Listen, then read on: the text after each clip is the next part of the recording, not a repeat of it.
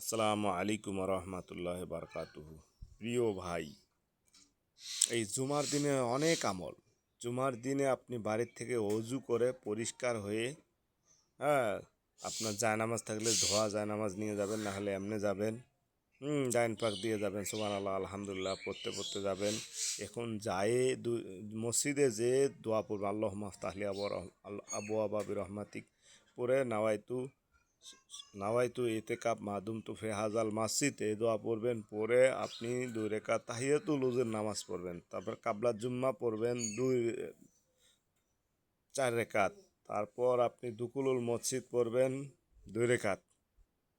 তারপরে আপনি 8 রাকাত হলো, আপনি ইমাম সাহেবের খুতবা শুনবেন। এই আমলটা যথাযথভাবে করবেন। হ্যাঁ, যত আমল করবেন আল্লাহ তাআলা আপনাকে তাড়াতাড়ি নাজাত দিয়ে দেবে। বলুন সুবহানাল্লাহ।